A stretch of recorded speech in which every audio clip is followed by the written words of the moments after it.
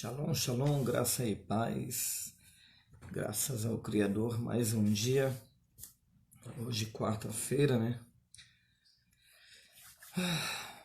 Deixar apenas aqui uma breve palavra aqui, uma mensagem para aqueles que gostam da palavra de Deus, sem enrolação, sem distorção. Quem gosta da palavra de Deus, escuta esse tipo de mensagem. Quem não gosta, procura aí os artistas gospels, né? Procura aí os atores da fé, os barganhadores. Todavia, eu trago o que está escrito. O que está escrito aqui é o que eu vou falar aqui. Se você ama a palavra de Deus, certamente ela falará com o teu coração, certamente te fortalecerá, né? E te induzirá a buscar mais e mais o Criador. Então, a palavra de Deus hoje, nessa breve mensagem, está baseada aqui nesse pequeno versículo aqui de Jeremias 3, versículo 22, que diz o seguinte: as misericórdias do Senhor são a causa de não sermos consumidos, porque as suas misericórdias não têm fim, né? Frisar mais uma vez aqui, as misericórdias do Senhor são a causa de não sermos consumidos, porque novas são a cada manhã, tá? Então, o que acontece? Muitas pessoas acham que existe o super crente na Terra, né? Que existe aqueles que não andam triste, que não passam aflição, que não passam por angústia, as intempéries não alcançam. Mas a verdade é que não existe esse super crente. Não existe quem esteja sempre no topo e que não declina um pouco e depois retorne de novo declinando. Não existe.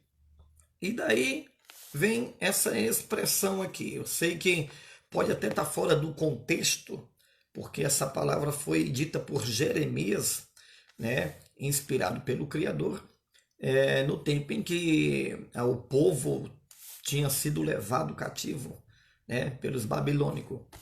Mas, enfim, o fato é que está escrito, e eu creio nesta mensagem que está escrita aqui, que as misericórdias do Senhor são a causa de não sermos consumidos. Mas em que contexto que entra? Sabe, no contexto que entra? No contexto de que eu reconheço, você reconhece que nós somos pecadores, que nós somos falhos, nós acordamos pecando, nós dormimos pecando, nós vivemos durante o dia pecando. Mas como assim? O crente não peca mais. Quem disse que o crente não peca mais? Quem disse que o crente não falha mais? Quem disse que o crente não é tendencioso a murmurar, né? A sentir medo, a sentir ser aflito, a sentir vontade de desistir? Então, não existe esse super crente, essa super mulher de Deus, esse super homem de Deus. Isso é mito, é mentira. E outra, você não está embaixo de maldição se de repente você se encontra triste, abatido por algum motivo. Não, por quê? Porque você está na terra. Então seja bem-vindo à terra, seja bem-vindo à natureza humana. Agora vem aqui. Por que nós não somos então consumidos? Porque, como diz o versículo, porque as suas misericórdias não têm fim, né? Novas elas são a cada manhã. Essa é a causa de muitos de nós não descermos à sepultura. É a grande, imensa misericórdia do Criador que nos dá esse privilégio de dormirmos e acordarmos com nova perspectiva, mesmo sabendo que no dia de ontem havíamos pecado, havíamos caído. Então o Senhor nos dá o privilégio de, em uma nova manhã, em um novo dia, nós termos mais uma nova chance, mais uma perspectiva de vida no Senhor, mais uma perspectiva de salvação. Aí o que acontece? Nós olhamos para Elias, Elias falava com o Eterno face a face, Elias fazia descer fogo do céu, Elias determinava que a chuva não caísse, a chuva não caía, determinou que a chuva descesse, a chuva desceu. tudo segundo a palavra de Elias. Mas Elias, mesmo com tanta intimidade com o Criador, tendo tanta certeza que Deus ouviria a sua palavra, Elias se escondeu em cavernas, Elias corria das pessoas com medo, Elias sentiu-se tão oprimido e cansado de tudo aquilo que desejou até a própria morte. Então, meus amigos, se nós formos olhar para o histórico bíblico, nós vamos ver que não existe superpoderosos. Se nós formos olhar para Davi, o único homem descrito nas Escrituras segundo o coração do Criador, Davi passou por cada coisa que qualquer pessoa pensaria em desistir, em correr desse Deus e se esconder no meio de uma outra nação para não ter que enfrentar aquilo que ele estava enfrentando, mesmo conhecendo o Criador. Davi também presenciou grandes maravilhas e livramentos de Deus, como, por exemplo, o embate dele com Golias.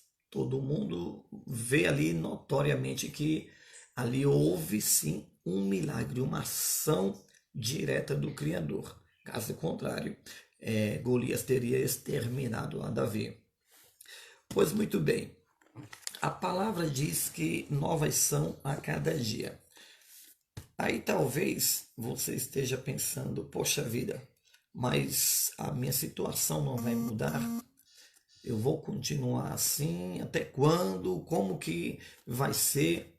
Como que eu vou conseguir suportar tudo isso que hoje estamos vivenciando? Meus queridos, tem outra palavrinha aqui, do mesmo capítulo de Jeremias, que diz o seguinte, ó. Olha o que diz o versículo 39. Porque, pois, se queixa o homem vivente, queixe-se cada um dos seus próprios pecados. Veja só, Deus é tão santo e tão justo em tudo que ele faz.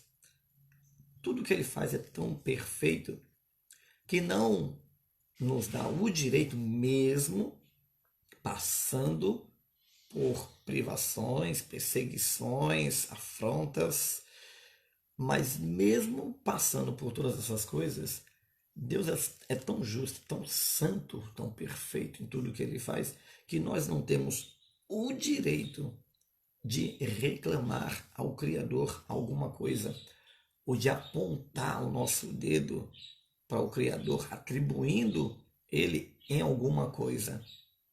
Então, o que a palavra de Deus diz? Que nós devemos olhar para nós mesmos, para dentro de nós, e ver que se nós temos que reclamar e ficar descontente com alguma coisa, teríamos que ser conosco. Porque veja só, a adoração ao Criador, uma vida de louvores ao Criador, ela não consiste em um bem-estar humano.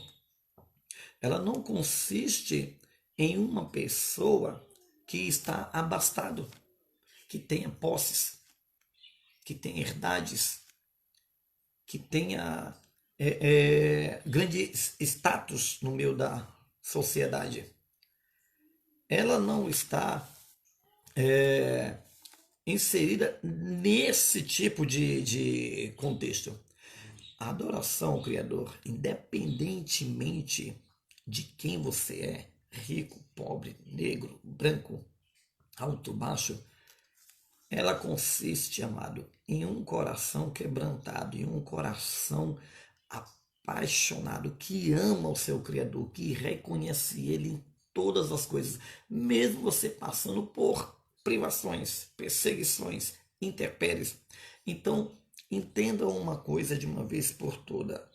Se nós temos que reclamar com alguém, teríamos que reclamar conosco.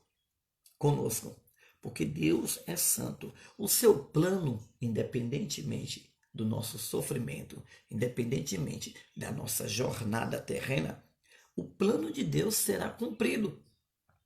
E nós não temos o direito de andarmos murmurando, andarmos cabisbaixo por causa das coisas que estamos enfrentando ou que iremos enfrentar. Porque corremos o risco de perdermos a salvação eterna. Então, assim, é um fato, né, que nós hoje temos vivenciado essas coisas. É lamentável que nós temos visto que muitas pessoas andam murmurando, andam se lamentando, chutando pedra de raiva no meio do caminho, como se o Eterno tivesse que dar primazia a ele e tirar ele daquela situação na hora que ele bem entende. E não é bem assim. Sabemos que todas as coisas colaboram para o bem daqueles que amam a Deus. Está escrito em Romanos. Tudo que estamos vivendo, tudo que estamos vivenciando, colabora para o bem daqueles que amam ao Eterno. Então, se eu tenho de que me queixar de algo, de alguma coisa, eu queixarei-me de mim mesmo. Você tem que se queixar de você mesmo. Mas quando que virá o meu socorro? Na hora em que o Eterno determinar que esse socorro venha, ele virá. Mas o que eu tenho que fazer? Você tem que aguardar no Senhor. Você tem que esperar no Senhor. Não entrar em desespero. O crente não pode entrar em desespero. Não pode. Todos, sem exceção, todos que entram em desespero, eles perdem a razão. E perdendo a razão, você perde o fio, você perde o foco. Então o crente não pode entrar em desespero. Ele tem apenas que confiar sempre. É só a gente lembrar da passagem dos discípulos no barco. Como eles estavam desesperados, perderam o fio. Mas, graças ao Criador, que o Senhor estava por lá para dar o escape. Então não devemos de forma nenhuma entrar em desespero. Confiar sempre no Senhor. Essa é a meta, esse é o foco. Muitos, é por isso que o mundo não entende.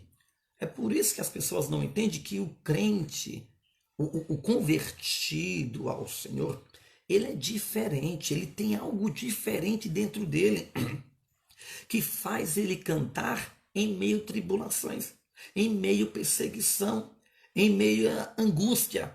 O mundo não entende, é por isso que nós somos chamados de louco. A igreja está tão hoje, tão parecida com o mundo, está tão mundanizada, sabe?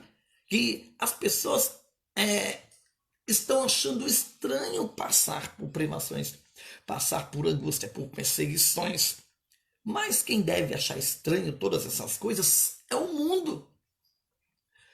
Não temos o direito de parar com as nossas obrigações com o Criador por causa do momento em que enfrentamos. Não temos esse direito. Por que não temos, irmão André? Porque você incorre no risco de perder a sua salvação. Lembra do que está escrito? Guarda o que tens, para que ninguém tome a tua coroa. Então, meus queridos, o fato é crer ou não nessa mensagem, acreditar ou não nessa mensagem. As pessoas estão muito acostumadas, porque o mundo entrou na igreja, a moda entrou na igreja, né? O modernismo, que na verdade eu não chamo isso de modernismo, mas de devassidão, né? De desvio, de heresias, entrou e desvirtuou aquilo que seria tão simples de ser compreendido. Hoje é tão difícil de viver, porque vieram dogmas, normas e mais normas humanas, e acabou escravizando o povo. O povo ficou perdido, cansado, oprimido, sobrecarregado, e não conseguem, porque é muita carga. Mas o Senhor diz O meu fardo é suave, o meu jugo é leve, o meu fardo é suave. Então, meus queridos, o que temos que fazer nessa manhã? Crer nas Escrituras. Eu não sei como que você acorda, como que você dorme, eu não sei como que é o teu dia a dia, mas uma coisa é fato. O salmista diz o seguinte: e se você seguir esse conselho desse grande profeta que foi o salmista Davi, rei profeta, você vai passar por tudo e todos e todas as coisas e sairá vitorioso. Veja só o conselho que disse o salmista Davi no Salmo 1, tão conhecido de todos. Bem-aventurado o homem que não toma conselhos com os ímpios, nem se detém no caminho dos pecadores, e nem se assenta na roda dos escarnecedores. Antes, é aqui que eu quero frisar, antes tem o seu prazer na lei do Senhor, e na sua lei ele medita de dia e de noite. Na sua lei ele medita de dia e de noite. Que lei? A palavra. A palavra do Criador. Ele medita de dia e de noite, pois será como uma árvore plantada na beira do ribeiro, a qual produz o seu fruto no tempo certo. As suas folhas não murcham, não caem. Tudo quanto faz, prospera. Esse foi o conselho que Davi deu. E Davi, mesmo no meio de angústia que ele enfrentou, Davi tinha extrema confiança que o Eterno iria mudar o cativeiro. Ele tinha extrema confiança que Deus não iria deixar ele prostrado. Se bem que o que ele estava passando era uma colheita do que ele havia plantado. Mas mesmo assim, ele confiava na misericórdia de Deus e sabia que Deus iria mudar a sua sentença, o seu cativeiro. Então, meus queridos, o fato é, muitos têm perecido no meio do caminho, por quê? Porque não meditam na palavra do Criador. Passam horas e tempos escutando os louvores hereges, que não fala nada sobre a essência do Criador, do seu Filho de Yeshua, concernente às Escrituras. Passam horas e horas assistindo seriados, novelas e tantas outras misérias que o, o, o mundo de Hollywood produz. Passam tantas e tantas horas fazendo tantas outras coisas, como Marta, né? Correndo de um lado para o outro, e esquecem do principal: meditar na palavra de Deus, meditar nas Escrituras. É isso que nos fortalecerá e nos guardará, meus queridos, porque a angústia está aí. Ela pode cessar, mas ela pode se intensificar. Se ela se intensificar, o que vai suceder? Muitos vão sucumbir, não vão aguentar. Por quê? Porque não medita na palavra.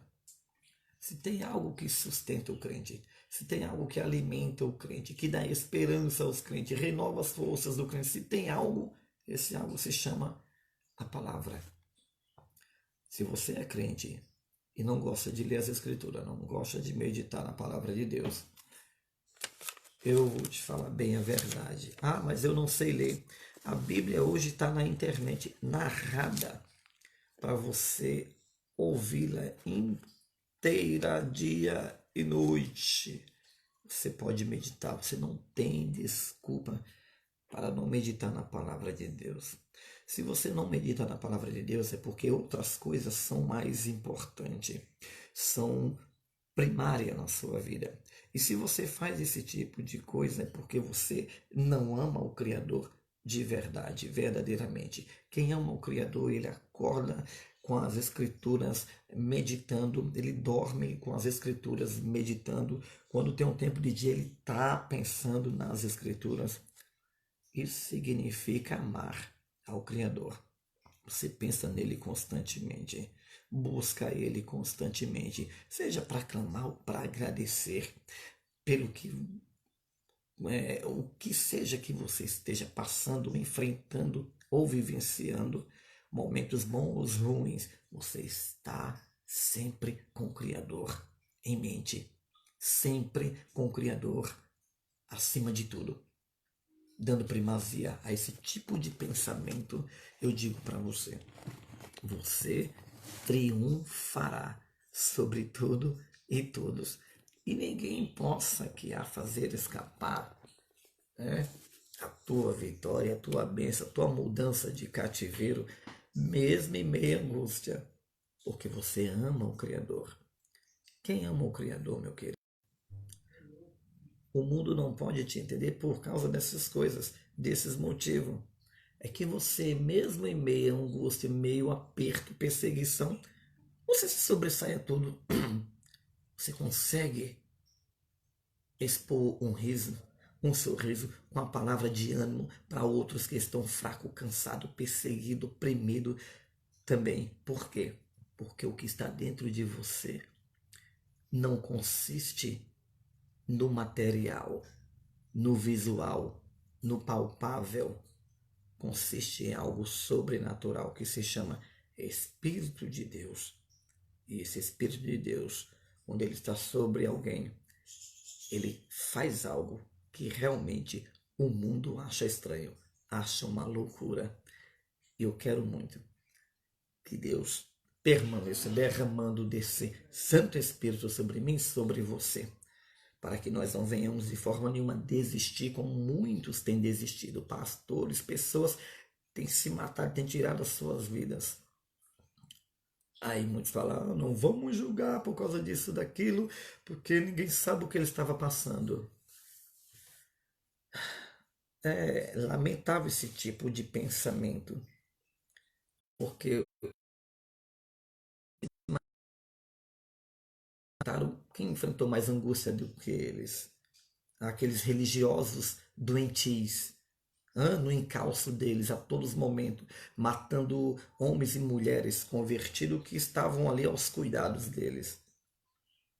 Vocês viram alguns deles, algum relato histórico que alguns deles se mataram? Alguns dos profetas, vocês viram algum relato que alguns deles se mataram? O Deus que estava lá é o Deus que está aqui, é o Deus que permanecerá para sempre. Shalom a todos.